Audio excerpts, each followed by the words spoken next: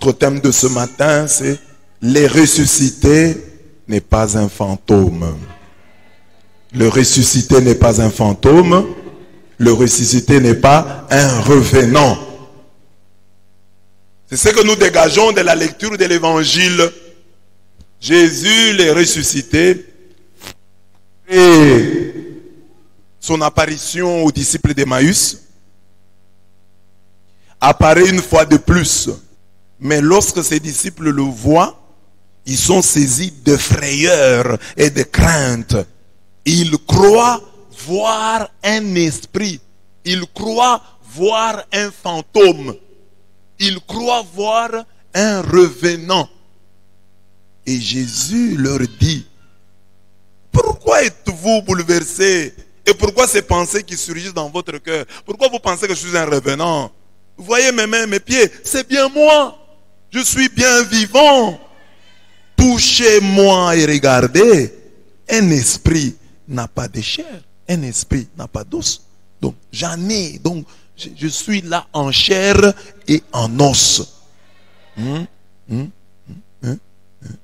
Après cette parole, il leur montra ses mains et ses pieds. Pour leur dire, c'est moi. Moi qu'on a cloué là. C'est moi le crucifié qui aujourd'hui est le ressuscité. C'est moi. C'est bien moi. Dans leur joie, ils n'osaient pas encore y croire. Et ils restaient saisis d'étonnement. Jésus leur dit, pour les convaincre davantage qu'il n'était pas un fantôme, il dit, avez-vous ici quelque chose à manger?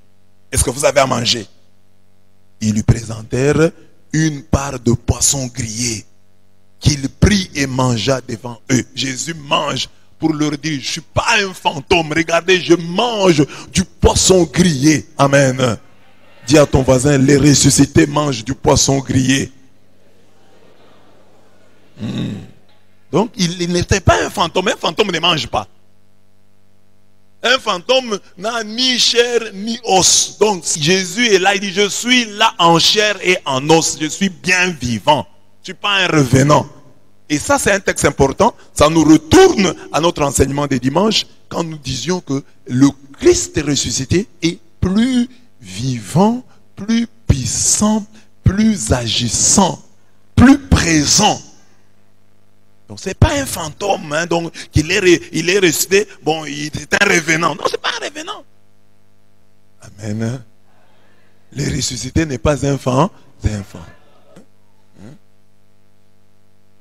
Il vient là, il apparaît, il disparaît, et puis après, bon, c'est pas ça. C'est pas ça la résurrection. La résurrection n'est pas une fantomisation de Jésus. Le Fils de l'homme, le ressuscité, n'est pas un fantôme, n'est pas un revenant.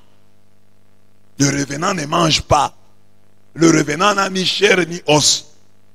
Voilà l'enseignement de ce jour. Donc, ce n'est pas un revenant. Ce n'est pas un fantôme.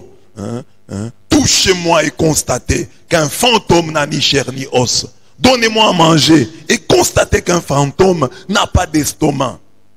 Jésus insiste donc pour leur dire qu'il n'est pas un fantôme, mais le ressuscité, l'eau vivant. Et cet enseignement nous concerne. Ils vont dire non, ça il a dit aux apôtres, nous croyons que Jésus réellement, ce n'est pas un fantôme, nous croyons que ce n'est pas un revenant. Non, dans notre comportement, dans notre manière de nous comporter, nous montrons que le ressuscité est souvent pour nous un simple fantôme, un simple revenant. J'ai 2 points seulement. Premier point, un fantôme qui fait peur. Pour beaucoup de chrétiens, Jésus, c'est un fantôme qui fait peur. Il n'y a qu'à suivre les enseignements de beaucoup de chrétiens. Vous sentirez qu'ils croient en Jésus par peur des malédictions et de l'enfer. D'ailleurs, c'est de cette manière qu'on éduque les enfants. Il faut faire le bien pour aller au ciel. Si tu fais le mal, tu iras en enfer. Tu iras dans le feu éternel. Même aux adultes, on dit la même chose. Si vous continuez à pécher, vous allez vous retrouver en enfer. Parfois, votre enfer même va commencer ici sur terre. Si vous ne payez pas vos dîmes, vous serez maudits. Si vous prenez la femme d'autrui, vous aurez des problèmes. Alors on demande aux chrétiens, pourquoi tu ne prends pas la femme d'autrui? Que je puisse avoir des problèmes. Vous voulez que j'aie des problèmes? Ces affirmations qui disent que si tu pêches, tu iras en enfer ne sont pas fausses. Mais aller en enfer, je l'ai toujours dit, c'est la conséquence du péché. Mais ce n'est pas pour ça que nous ne péchons pas. Nous ne péchons pas ou nous refusons de pécher par amour pour Dieu. C'est comme un homme marié qui dirait, je suis fidèle à ma femme parce que je crains qu'elle ne vienne m'attraper. Non. Pourquoi est-ce que tu ne sors pas avec d'autres femmes? Non, j'aime ma femme. Ma femme me suffit. Mais si quelqu'un dit, pourquoi tu ne sors pas avec d'autres femmes? Pour que ma femme vienne m'attraper. Vous voulez que ma femme m'attrape? Non, je ne peux pas sortir avec les femmes d'autrui parce que ma femme risque de m'attraper. C'est un peu ça le raisonnement des chrétiens. Pourquoi tu ne pêches pas? Pour qu'on m'envoie en enfer. Pour que je sois maudit. Non, parce que j'aime Dieu. Donc, aller en enfer est une conséquence du refus de l'amour de Dieu. Alors, je donne un exemple. Qui peut baratiner une fille en ces termes? Les garçons qui sont ici. C'est peut-être comme ça que vous faites, mais je vous aide aujourd'hui. Peut-être que vous faites ça. Alors, ce sont des erreurs que vous devez corriger. Tu vois une fille, tu suis la fille, tu lui dis, si tu ne m'aimes pas, tu vas souffrir toute ta vie. Aime-moi. Les mamans, alléluia. Si quelqu'un te fait la cour avec ses paroles, tu vas accepter? Si tu ne m'aimes pas, tu vas souffrir le reste de ta vie. Si tu ne m'aimes pas, tu iras en enfer. Amen. C'est ça l'erreur que commettent les frères célibataires là. On ne force pas l'amour d'une femme, d'une fille. On la séduit de sorte qu'elle puisse tomber amoureuse. Lorsqu'on utilise la peur, c'est de la violence faite aux femmes. Dieu ne nous viole pas. Si Dieu aussi commence à nous dire, si vous ne croyez pas en moi, vous irez en enfer. C'est du viol, c'est de la violence faite aux hommes. Dieu nous séduit pour que nous tombions amoureux de lui. Jésus n'est pas un fantôme obligé de nous effrayer pour que nous puissions l'aimer, pour que nous puissions lui offrir ceci ou cela. Jésus veut nous attirer vers lui. Jésus veut nous séduire. Jésus s'est fait aimable. Pour aimer le Real Madrid, personne n'est effrayé. Pour aimer Barcelone, Paris Saint-Germain ou Bayern Munich, personne n'est effrayé. Tu t'es retrouvé en train d'aimer cette équipe parce qu'elle jouait bien, parce qu'elle gagnait, ou parce que tu as vécu dans un entourage, un environnement où on aimait cette équipe. Tu es tombé amoureux. On ne t'a pas obligé. Personne n'est effrayé. Alors si pour Dieu, on commence à nous effrayer. Si vous n'aimez pas Dieu, vous irez en enfer. Si vous ne priez pas, les sorciers vont vous attaquer. Mais c'est très pauvre. Donc ce Dieu-là ne serait pas aimable. Notre Dieu est aimable. Il est plus qu'aimable. Les ressuscité est aimable. Si tu es déjà tombé amoureuse d'un homme, amoureux d'une femme, alors il est possible, plus que possible, de tomber amoureuse, de tomber amoureux de Jésus-Christ, le ressuscité. Et il le mérite. Vous voyez, il s'appelle le ressuscité. Tous les hommes là que tu aimes, toutes les femmes là que tu aimes, vont mourir un jour.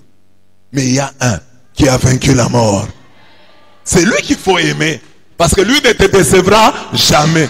Tu peux aimer un homme, mais il meurt comme ça le matin. Il meurt le matin. Tu commences à le réveiller, il ne se réveille plus. Il te laisse avec 12 enfants. Il meurt. Il te laisse avec 12 enfants. Et tu commences à te débrouiller. Il part. Sans dire mot. Il s'en va. Et vous le réveillez, il ne se réveille pas. Mais nous avons le Christ le ressuscité. Déjà, le fait qu'il ne meurt pas, il nous attire. Quelle est cet homme? Quel est ce mari qui ne meurt pas? Où est-il pour que je tombe amoureux de lui? Le ressuscité, le vainqueur de la mort. Il y a des femmes qui tombent amoureux des boxeurs. Il y a des femmes qui tombent amoureux des catcheurs. Parce que seulement il frappe les autres hommes. Parce qu'il frappe, il est très fort. Mais Jésus est plus fort. Il est le plus fort. Donc il mérite ton amour. Il mérite ton amour. Il n'a pas besoin de t'effrayer pour que tu puisses tomber amoureux de lui. Il est aimable. Il suffit de le rencontrer. C'est pourquoi il est le ressuscité. Il est le vivant qu'on rencontre aujourd'hui encore. Jésus est vivant. Amen.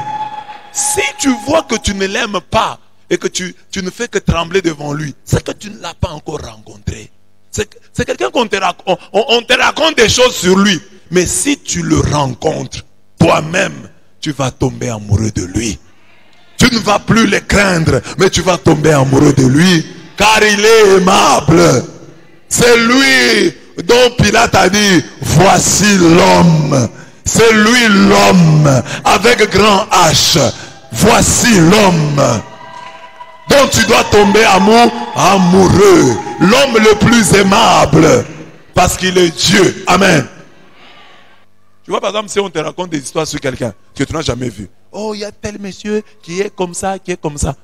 Bon, tu peux te faire des idées de lui. Tu peux même le haïr ou l'aimer moins. Mais lorsque tu le rencontres, tu vas dire comme Job. Je te connaissais par oui dire, mais maintenant mes yeux t'ont vu. Mes yeux t'ont vu. Tu vas dire comme la reine de Saba, parlant à Salomon. Ah, on m'avait raconté des choses sur toi, hein? Mais ce que je suis en train de vivre, mais dit que ce qu'on m'avait raconté là, c'était petit. Ce que je suis en train de vivre est trop grand par rapport à ce qui m'a été raconté. Rencontre Jésus et tu verras que tout ce qu'on te raconte sur lui est petit par rapport à ce que toi tu vas vivre. Et ça, c'est chaque jour, bien-aimé. Tu peux dire, j'ai rencontré Jésus. Jésus est Dieu, infiniment grand. On ne cesse jamais de le rencontrer. Aujourd'hui, tu le rencontres. Demain, tu le rencontres. Chaque jour, tu dois le rencontrer. De plus en plus, de mieux en mieux. Tu l'as rencontré. Il est tellement grand que tu ne peux pas l'épuiser. C'est chaque jour que tu rencontres. Tu découvres un aspect.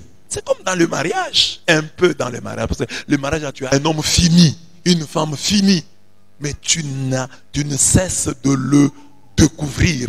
Tu ne cesses de la découvrir. Il y a toujours des facettes. Hein? Ah, il est comme ça. Ah, il est comme ça. Pourtant, vous êtes mariés depuis longtemps. Tu ne connais pas. L'homme est un mystère. Si l'homme créé par Dieu est un mystère, que dire de Dieu qui a créé cet homme qui est mystère? Et un mystère, c'est une réalité qu'on ne cesse de comprendre. Une réalité qu'on ne cesse de comprendre. Qu'on ne fait que comprendre.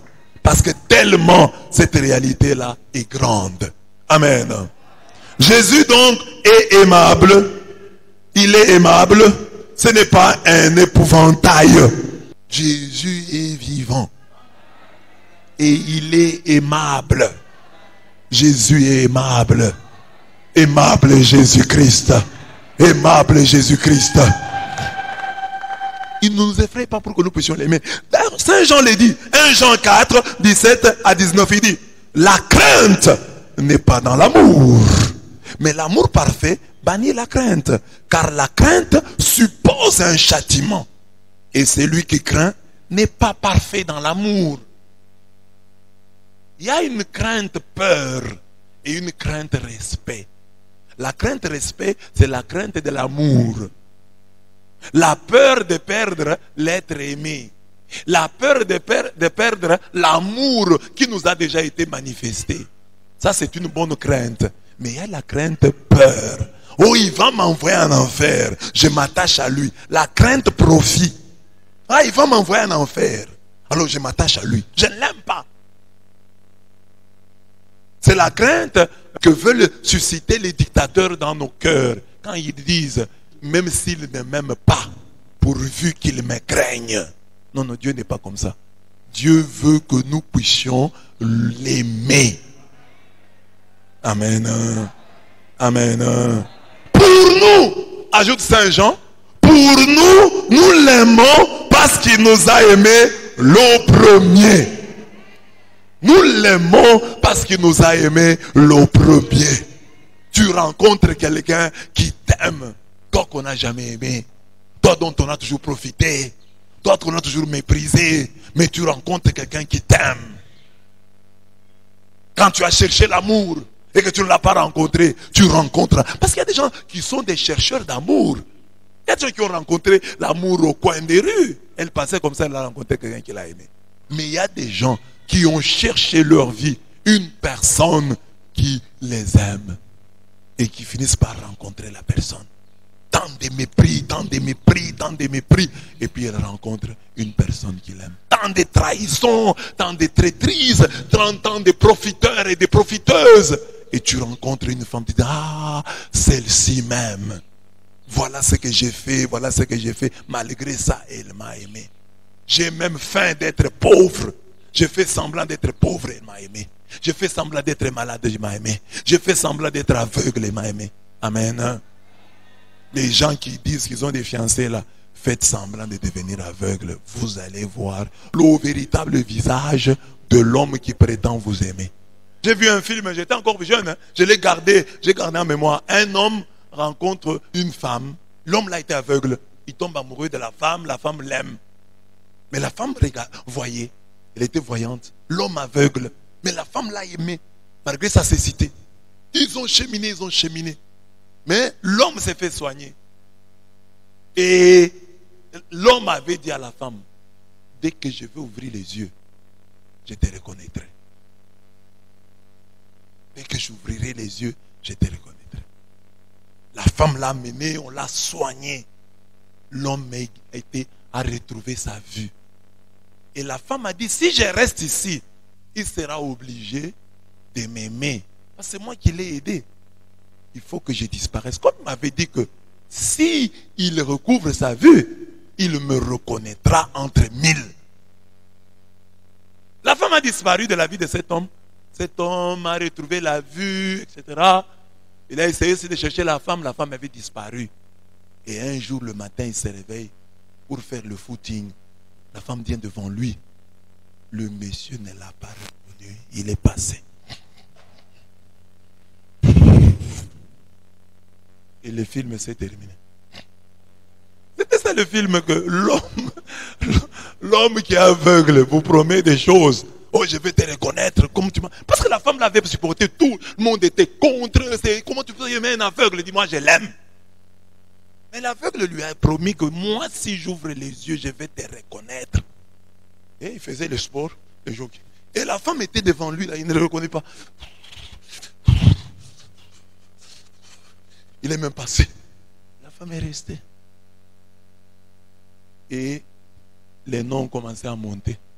Amen. Le Dieu de Jésus. Donc, la première lecture nous présente un Jésus aimable, attirant, séduisant. Le Dieu de Jésus agit dans nos vies pour l'honneur de son nom et non parce que les hommes auraient rempli telle et telle condition. Ça, c'est la première lecture. Quand le paralytique est guéri, le paralytique d'hier, assis à la belle porte, à qui on a dit, je n'ai ni argent ni or, mais ce que j'ai, je te le donne. Au nom de Jésus, lève-toi et marche.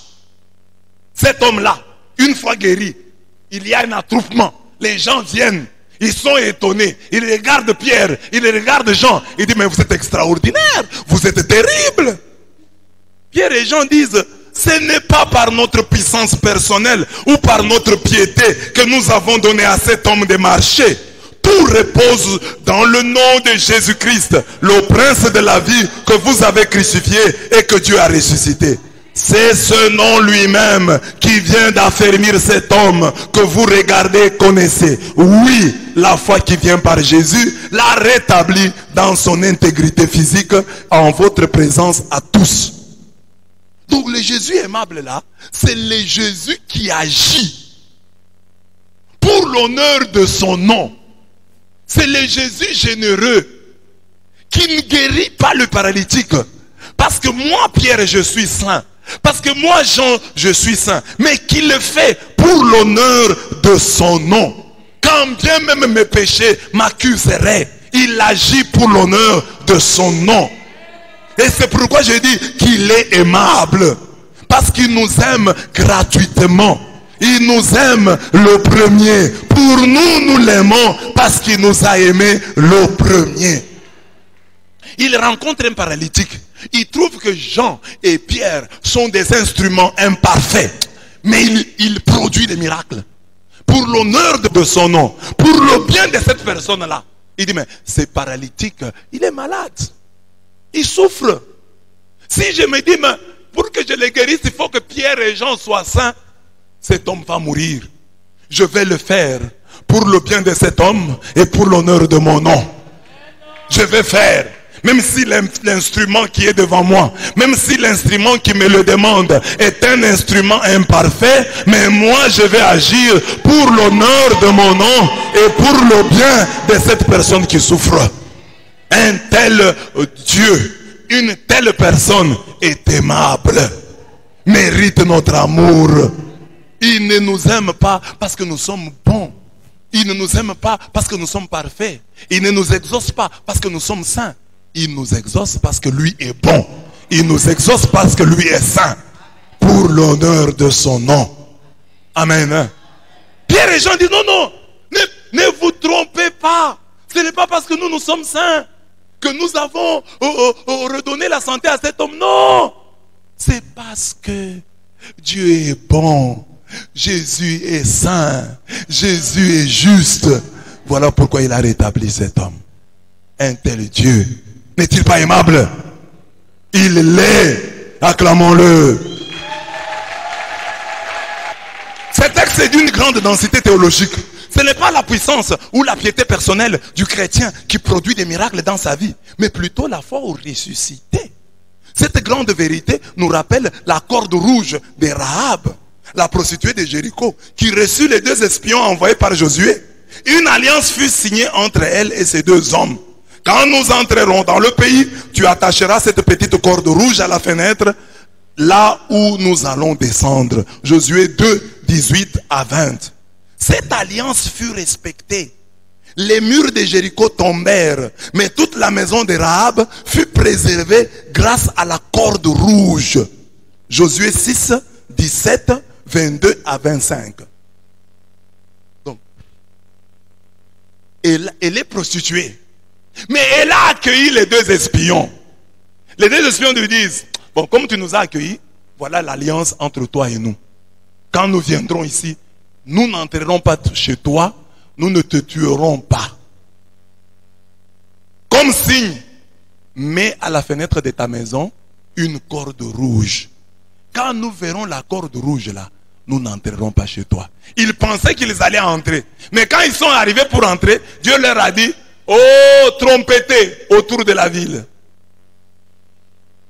Sonnez de la trompette, sonnez du corps.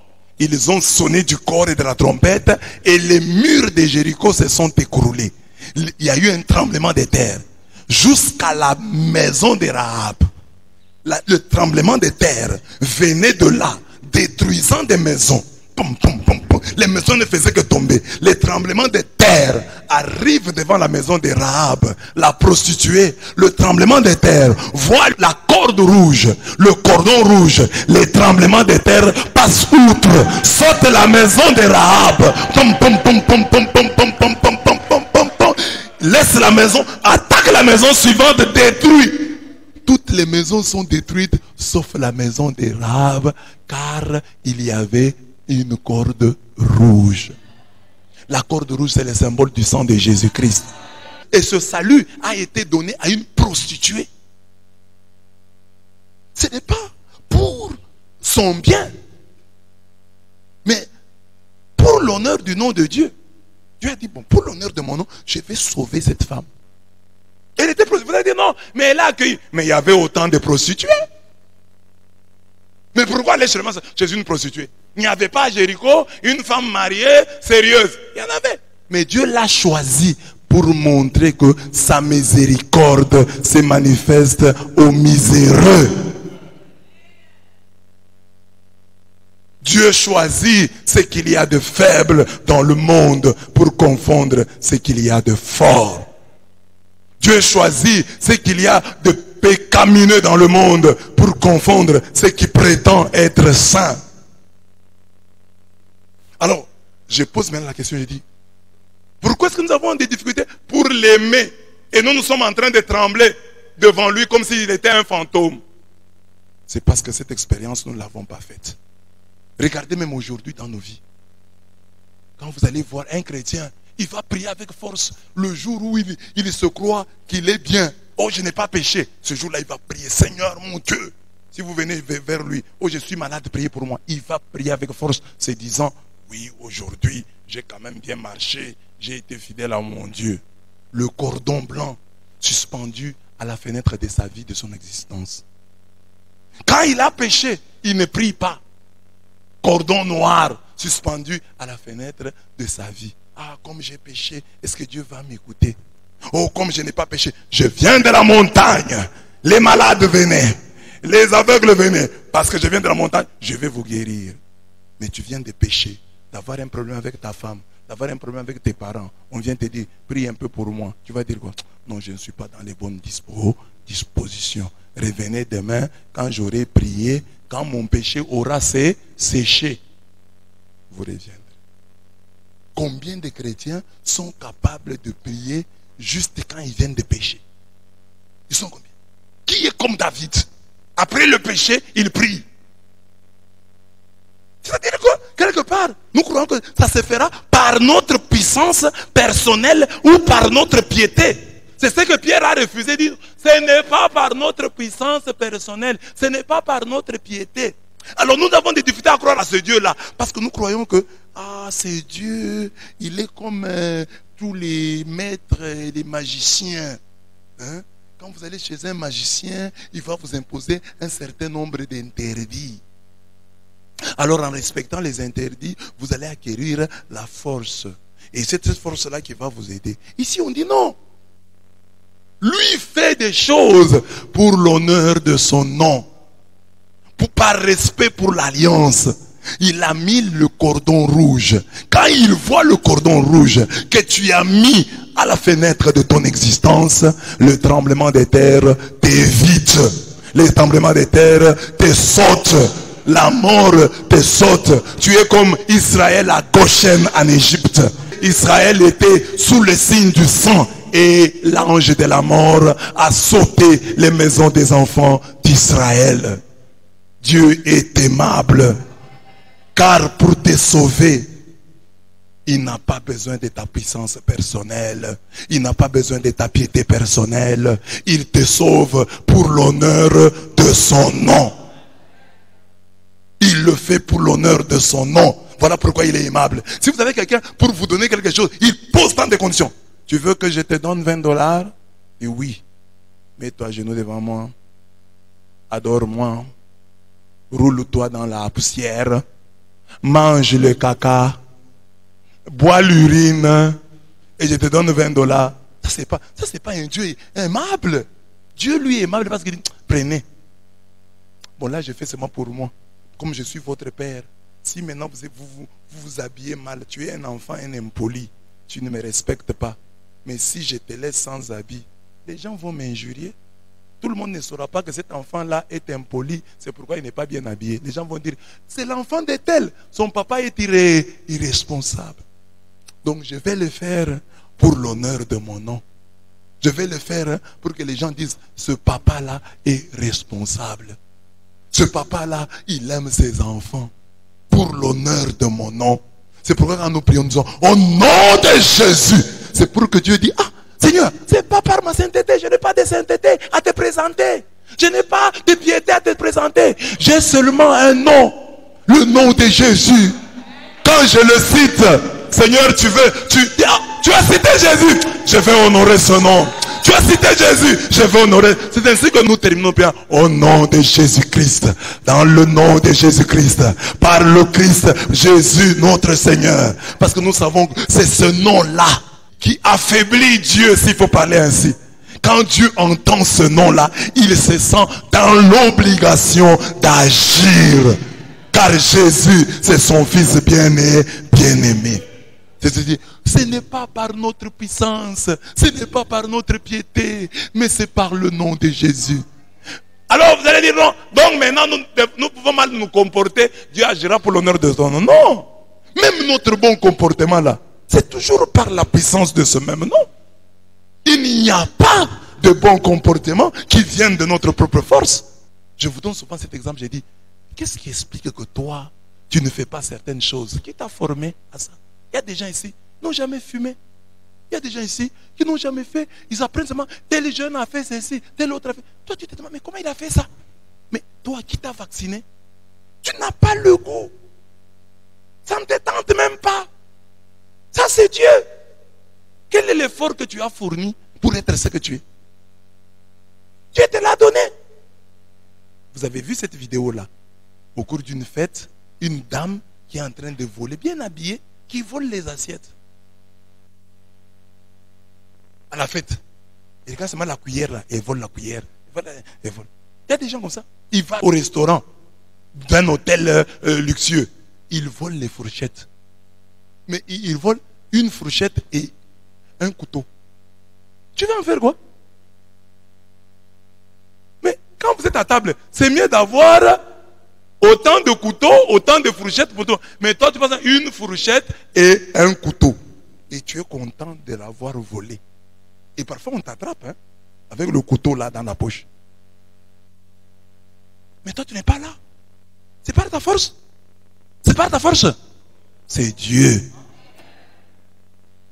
Donc, dans nos vies, Dieu nous dit, je vous aide, je vous soutiens, je vous sauve par grâce. La vraie foi au ressuscité consiste à comprendre que c'est par grâce que vous êtes sauvés. Le salut ne vient pas de vous. Il est un don de Dieu. Il ne vient pas des œuvres, car nul ne doit pouvoir se glorifier. Ephésiens 2, 8. Pour nous, nous l'aimons parce qu'il nous a aimés le premier. Jésus le ressuscité n'est pas un fantôme. C'est le vivant très aimable qui nous donne gracieusement, qui nous guérit pour l'honneur de son nom, qui nous fait du bien pour l'honneur de son nom, qui ne conditionne pas son amour à notre conversion, qui nous donne d'abord. Parce que les gens, même si on dit, non, convertis-toi, Dieu va te... Non, c'est une manière de parler. Mais en réalité, Dieu nous a déjà donné beaucoup de choses sans attendre notre conversion. Tu as le souffle de vie. Tu as ce corps-là. Tu as cette santé. Aujourd'hui, c'est la journée mondiale de la santé. Tu es en bonne santé. C'est Dieu qui t'a donné la santé. Est-ce que Dieu a attendu que tu te convertisses pour qu'il te donne la santé? Dieu a attendu que tu te convertisses pour qu'il te donne son fils? Dieu a attendu que tu te convertisses pour qu'il fasse de toi ce que tu es aujourd'hui?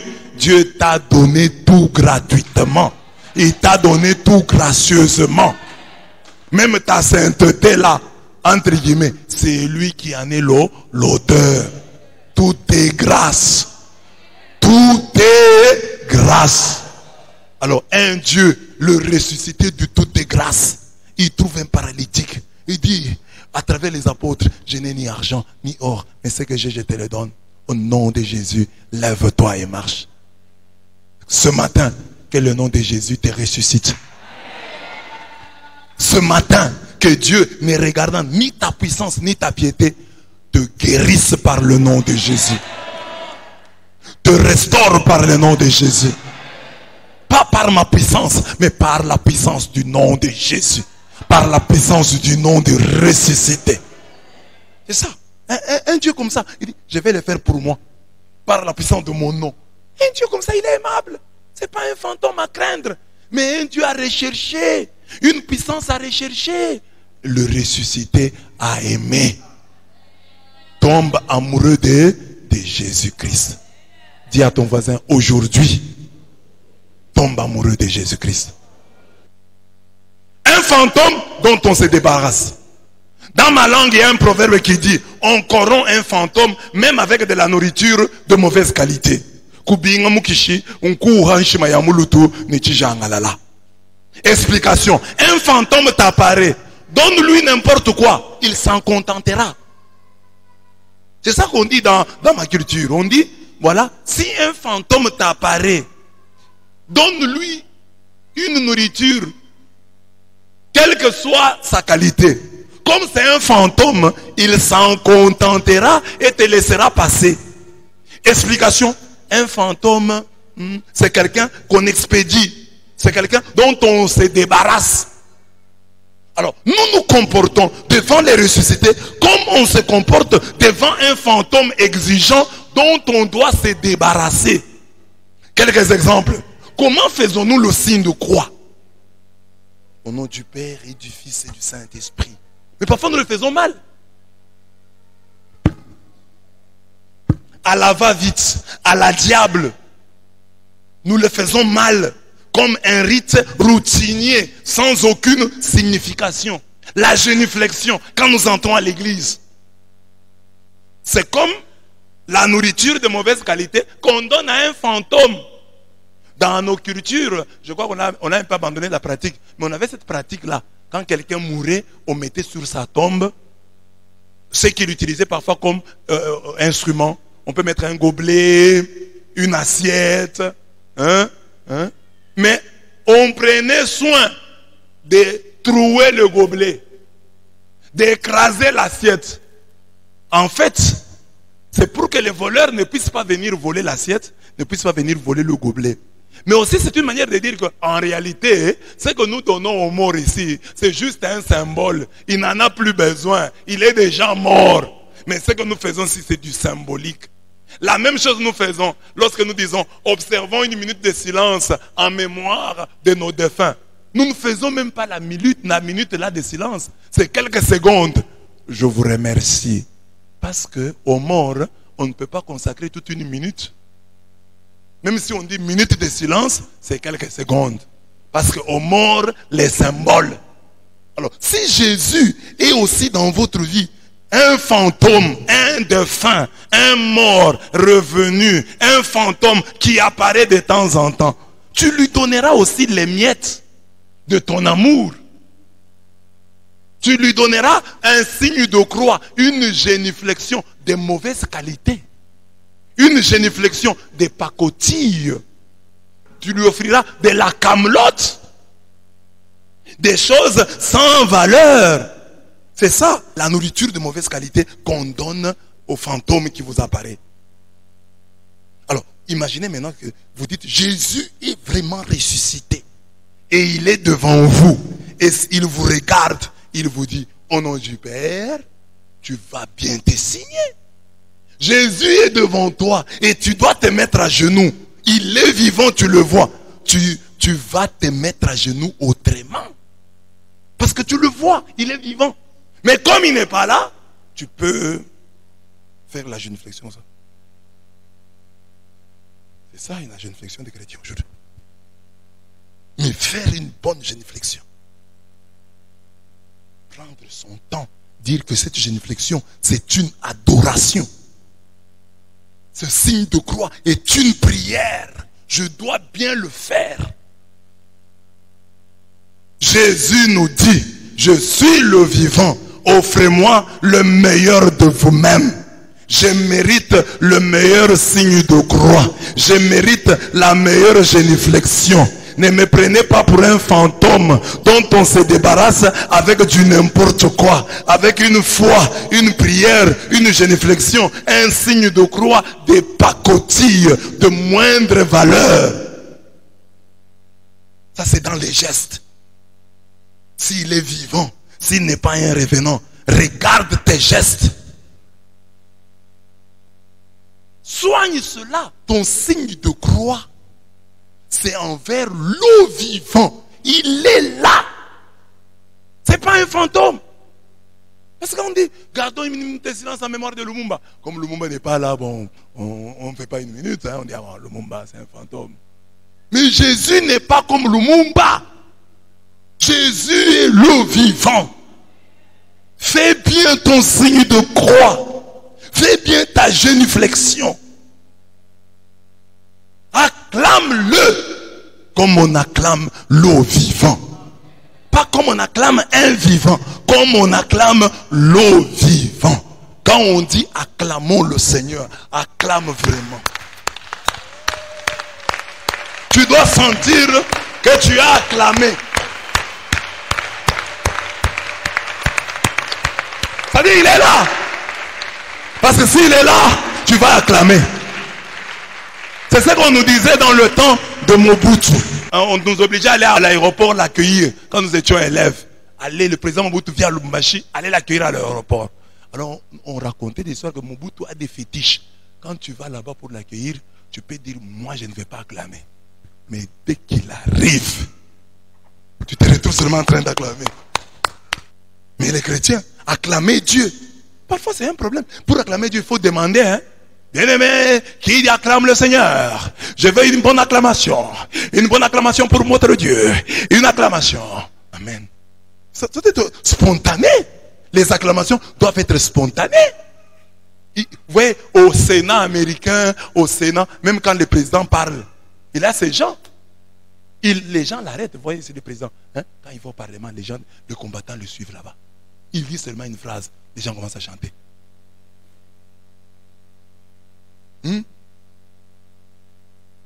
Il commence à acclamer.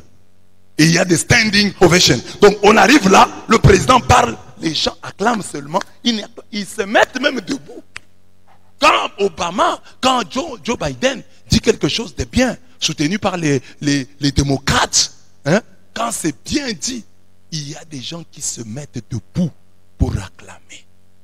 Ils n'acclament pas seulement assis.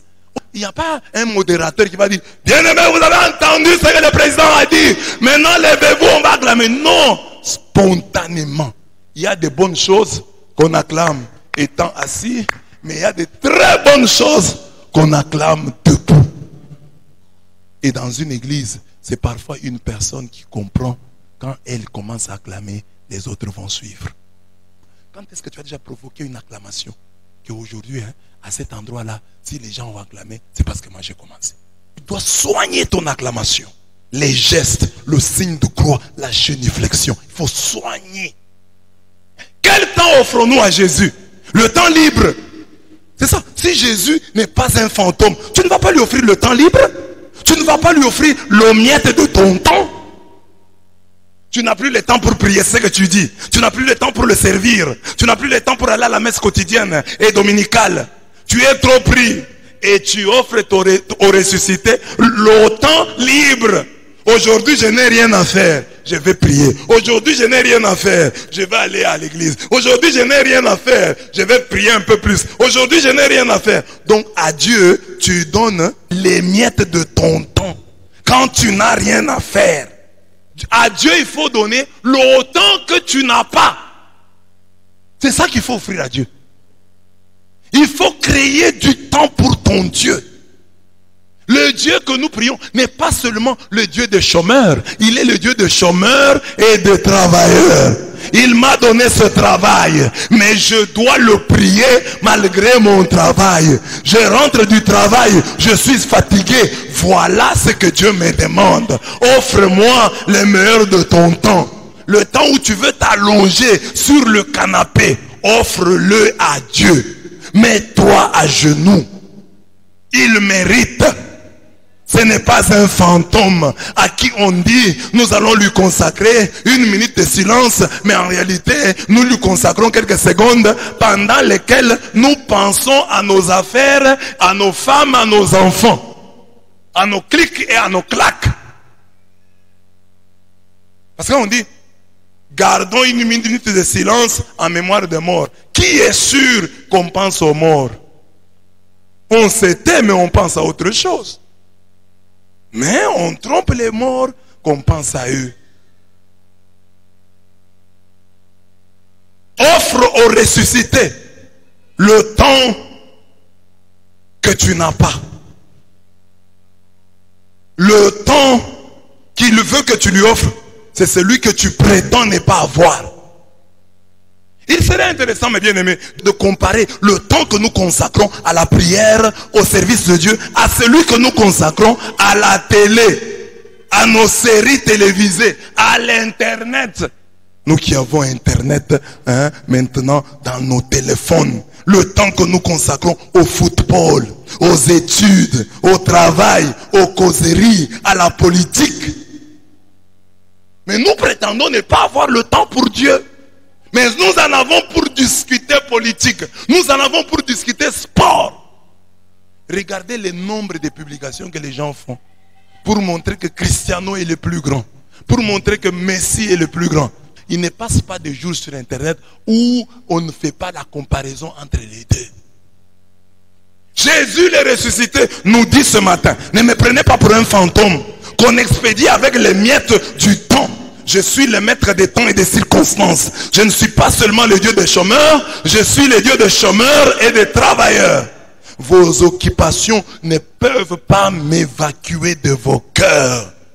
Quelle honte si aujourd'hui tu sers Dieu parce que tu es chômeur. Tu pries un peu plus parce que tu es chômeur. Et un jour tu as le travail, tu n'as plus le temps pour la prière. Quelle honte!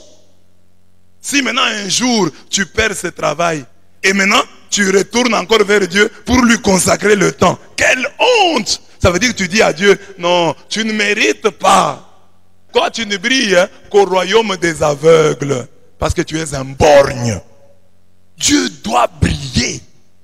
Quand tu as le travail là, tu dis, papa, j'ai le travail, mais tu dépasses mon travail. Je rentre fatigué. Je ne m'allonge pas sur les canapés. Je me mets d'abord à genoux. Je célèbre ta louange. Je célèbre ta gloire. Et puis je vais me reposer après. Dieu d'abord. Dieu premier servi. Je n'ai pas le temps. Mais je dois avoir un engagement à l'église. Je dois lui consacrer mon temps. Je dois lire. Je dois servir. Pourquoi tel et tel le servent? Vous regardez à l'église, ceux qui servent Dieu sont des chômeurs. Les travailleurs n'ont pas le temps. C'est honteux. Donc Dieu, notre Dieu, ne serait-il que le Dieu des chômeurs? Travailleurs du monde entier, servez le Seigneur. Créez du temps pour lui. Il est le maître des temps et des circonstances. Étudiants du monde entier, c'est pendant la session, pendant les examens, qu'il vous faut beaucoup prier.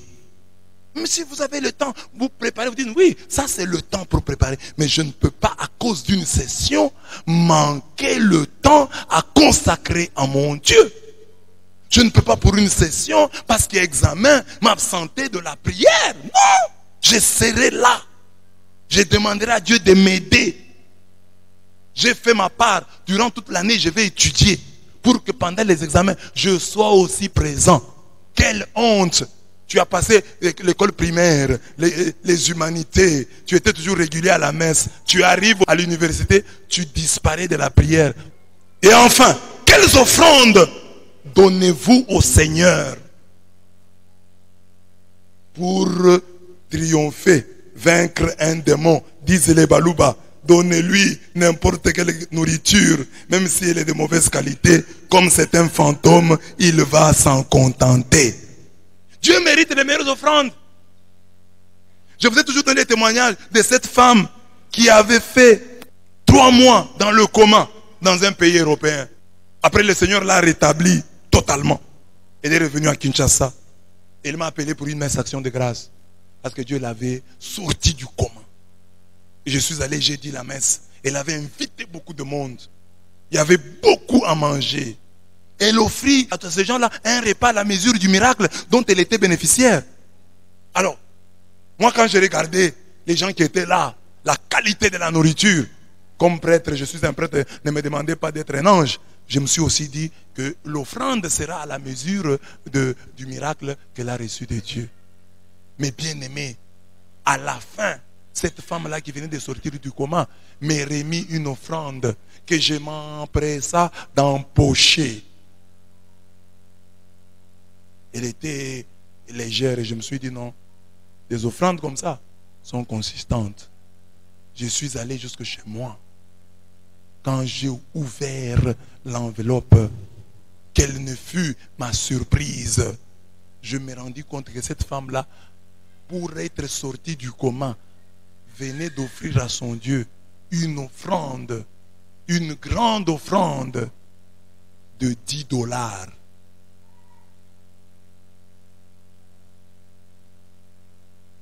3 mois dans le coma. Sortie du coma par Dieu. Elle organise une grande fête. Vous n'allez pas dire qu'il n'y a pas de moyens. Elle organise une grande fête. Mais à Dieu qui l'a guéri, qui l'a sorti du coma, $10 s'il vous plaît. Elle était partie se faire soigner en Europe. Donc elle a de l'argent. Elle est rentrée, elle a organisé une grande fête. Il y avait un grand repas, un banquet. Mais à Dieu qui lui avait donné la bonne santé, qui l'avait rétabli, $10. C'est Jésus là, c'est un fantôme. À un fantôme, on donne des offrandes symboliques. Le monde des fantômes et le monde des symboles. Ils n'ont pas besoin, on peut offrir des gobelets troués, des assiettes écrasées, ce sont des fantômes. Une minute à donner à un fantôme, c'est quelques secondes. Amen. Mais nous pouvons dire que nous n'avons pas de moyens. Mais la même logique, nous ne l'appliquons pas. La logique misérabiliste là, nous ne l'appliquons pas dans les autres domaines de notre vie. Si tu loues une maison, tu payes une maison, le commissionnaire se retrouve mieux que Dieu. Quand tu veux louer une maison, quand tu veux acheter une maison, le commissionnaire a 10%, 5%. Et vous voulez lui donner. Mais il y a une offrande parce que j'ai acheté une maison. Il y a une offrande parce que j'ai loué une maison. Mais le commissionnaire mange. Pourquoi? Parce qu'il a trouvé la maison. Le jour où tu tombes malade, le médecin qui te soigne va recevoir l'argent que tu n'as jamais donné à ton Dieu. C'est ça la honte du chrétien. Un jour tu tombes malade et on diagnostique un cancer et on dit que pour les soins il faut que tu payes $5,000 et tu payes les 5,000 alors que dans ta vie tu n'as jamais offert du coup à Dieu $1,000. Mais le médecin et les pharmaciens bouffent $10,000 alors qu'à ton Dieu tu n'as jamais donné $1,000 du coup. C'est pas seulement quand tu tombes malade. Quand tu meurs, les services de pompes funèbres vont se retrouver mieux que ton Dieu. Il y a des gens pour qui nous n'avons jamais offert $100. Mais les jours où ils meurent, nous achetons un cercueil qui coûte $500, $1,000. Quelqu'un peut même mourir en Europe. Nous faisons venir ça depuis mortel. Nous payons de l'argent, beaucoup d'argent, que nous n'avons jamais donné au Dieu de la vie. Tu termines tes études, tu te maries, grande fête avec autant d'invités. Mais regarde l'offrande donnée à Dieu pour lui rendre grâce et compare là aux dépenses faites pour les sorciers que tu avais invités à ta collation de grade, pour les méchants et même pour l'ex de ta femme qui avait été invité. L'ex de ton mari avait été aussi invité à la fête du mariage là. Elle était là et il était là et il vous critiquait. Dit, oh, regarde même la femme qu'il a épousée. Petit détail comme ça. Oh, une femme courte comme un trait d'union. Jésus n'est pas un fantôme à qui donner des offrandes de pacotille. Parce qu'un fantôme, on l'expédie, on se débarrasse de lui, on lui donne même des choses de mauvaise qualité. Non, Jésus mérite de la qualité, des offrandes de bonne qualité. Mais imagine si Jésus était présent à ton mariage. Si avant le mariage, Jésus te dit, tu vas te marier, donne-moi d'abord mon offrande. Tu ne donnerais pas ce que tu donnes là. Moi, j'ai déjà célébré des mariages, hein. Et jusqu'à ce jour, les gens ont mes dettes. Ils m'ont promis l'offrande, même pour des puits mortels. Oh, mais ça avait venu dire la messe pour notre papa qui est mort. J'ai dit la messe. Oh, mais ça veut, on va vous appeler. Jusqu'aujourd'hui, on ne m'a jamais appelé. Donc, le prêtre qui a dit la messe de ton mariage là, tu n'as pas donné l'offrande. Tu lui as même promis. Si tu as dit, je n'en ai pas, c'est autre chose. Tu lui as dit, mais ça va, je vais t'appeler. Jusqu'à ce jour, tu ne m'as pas appelé. Où est mon offrande? Jésus le ressuscité se présente devant toi et te demande une offrande. Tu lui donneras le meilleur de toi-même. Tu lui donneras ton être, ton cœur, ta vie. Et peut-on refuser une bonne offrande à celui à qui on a donné son être, son cœur, sa vie? On dit, Jésus, je n'ai rien à te donner. Je te donne mon cœur, je te donne mon être. Mais comment peux-tu refuser une bonne offrande à celui à qui tu prétends donner ton cœur et ta vie? Le Christ ressuscité devant toi, il te demande ce que tu as de meilleur. Il te dit, je ne suis pas un fantôme. Donne-moi comme on donne aux vivants.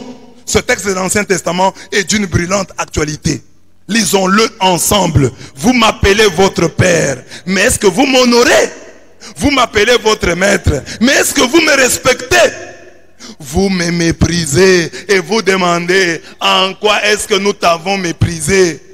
Vous apportez sur mon autel de la nourriture impure.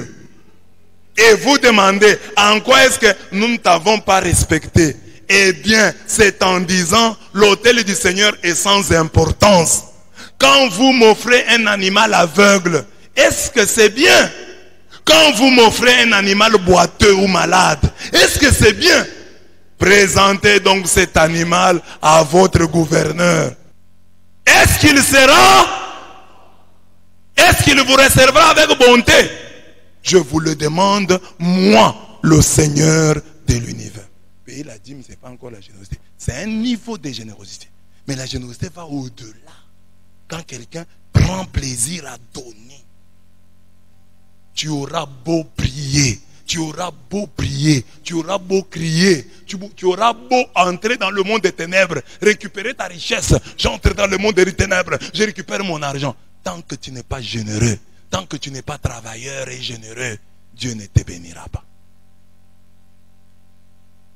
Mais la délivrance vient d'abord de la générosité. Le travail, oui, après. Le travail après. Parce qu'il y a des gens qui travaillent mais qui ne sont pas bénis. Des gens qui travaillent, qui ne sont pas bénis, qui font des grands champs, mais il n'y a rien. Soyez généreux. Donnez aux ressuscités le meilleur que vous avez. Vous, femmes, vous avez un mari qui ne s'est pas donné à Dieu. Créez des mécanismes pour délivrer votre famille. Même dans l'argent que votre mari vous donne là pour la subsistance, dégagez une dîme pour Dieu. Vous avez donné aux $100 pour la provision. Lui ne sait pas payer la dîme. Fais l'offrande d'Abigaël. Abigaël avait un mari, Nabal, qui ne savait pas offrir à Dieu. Mais Abigaël a compris que comme mon mari ne sait pas offrir à Dieu, il faut que moi je sache offrir à Dieu et que par mon offrande, je sauve mon foyer, je sauve ma famille. Tu es une femme, ton mari ne sait pas offrir à Dieu et toi tu ne fais rien. Fais quelque chose pour sauver ta famille. Quand vous donnez une offrande, allez au-delà. Surprenez Dieu. Dieu n'est pas un fantôme. Faites des bonnes offrandes. Montrez à Dieu que non, nous sommes généreux. Nous n'avons pas d'argent, mais la générosité est là. Peut-être qu'ils sont généreux. Mais toi, à ton niveau, avec ce que Dieu t'a donné là, sois généreux. Mettons-nous debout, prions. Nous lisons la première requête. Seigneur, si au temps des apôtres, tu as fait des merveilles pour honorer le nom de Jésus et non pour récompenser la sainteté humaine, nous te demandons de faire la même chose en notre temps. Si nos fautes parlent contre nous, agis pour l'honneur de ton nom. Prions avec ces paroles. Si nos fautes parlent contre nous, Seigneur, agis pour l'honneur de ton nom. Nos fautes nous accusent, mais agis pour l'honneur de ton nom. Pas par la puissance, pas par notre sainteté, mais pour l'honneur de ton nom. Deuxième requête. Seigneur, j'enlève toutes les cordes blanches et noires accrochées à mes prières. Je me place sous le signe de ton sang. Ne regarde pas mes péchés, ils sont nombreux et graves. Ne regarde pas mes œuvres, elles sont rares et pauvres. Regarde la croix de Jésus. La Bible déclare qu'il a payé toute ma dette. Dis donc ça à Jésus, il a payé la dette. Tu as payé la dette. Je suspends sur la fenêtre de mon existence la corde rouge du sang de l'agneau. J'enlève la corde blanche de ma prétendue sainteté. J'enlève la corde noire de mon imperfection. Et je mets la corde rouge de la croix de ton sang. Tu as payé ma dette. Seigneur, Tu n'es pas un fantôme. Tu n'es pas un revenant, une ombre. Tu es le ressuscité. Tu es le vivant, le prince de la vie. Pardonne-moi pour toutes les fois où j'étais offert des sacrifices de mauvaise qualité, comme si tu n'étais qu'un fantôme, un esprit qu'on corrompt avec des symboles. Prions le Seigneur. Tu n'es pas un fantôme. Tu n'es pas un esprit qu'on corrompt avec des symboles. Tu es le vivant, tu es le ressuscité, tu es le prince de la vie. Pardonne-moi pour toutes ces offrandes et ces sacrifices de mauvaise qualité. Dernière requête. Seigneur, tu es le ressuscité, le prince de la vie. Donne-moi de savoir t'offrir le meilleur de moi-même. La crème de la crème, la fine fleur de ce que je suis et de ce que j'ai. Prions le Seigneur. Que je t'offre le meilleur de moi-même. La crème de la crème, la fine fleur de ce que je suis et de ce que j'ai.